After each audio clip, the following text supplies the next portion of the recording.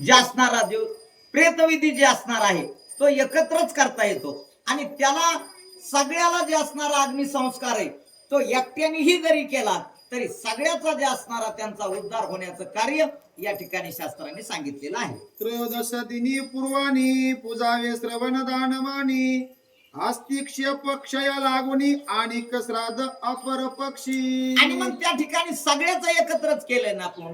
मग ज्या ठिकाणी प्रेत संस्कार सगळ्यांचा एकत्र केलेला आहे त्याचा 13वा सुद्धा एकत्रच करण्याचा अधिकार त्या ठिकाणी आहे. तो एकट्यालाही करण्याचा अधिकार आहे. आता अनेकांनी जरी केला, आता आपण त्या ठिकाणी जरी एका ठिकाणी जरी मृत्यू जरी आला सगळ्याला तरी मग त्याचा उत्तराधिकारी प्रत्येकाने ठरविला तरी त्याचाही अधिकार आहे.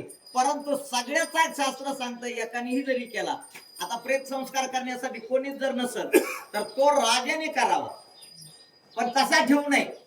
आता उदाहरणार्थ एखाद्या गावामध्ये एखाद्याचा मृत्यू झाला आणि त्या ठिकाणी त्याचा प्रेत संस्कार करण्यासाठी त्याच्या पाठीमागच कोणी नाही आणि पाठीमागे जर कोणी नसेल तर तो प्रेत त्या ठिकाणी ठेवता येत नाही.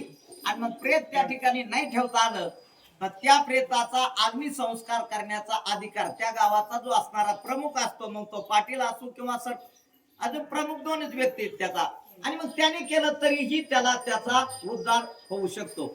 असा सगळ्यांचा जे असणारा प्रेत संस्कार आहे ते एकाने केला तरीही त्याचा उद्धार होतो. त्रयोदश दिनी पूर्वानी पूजावे श्रवण दानमानी आस्तिक्ष्य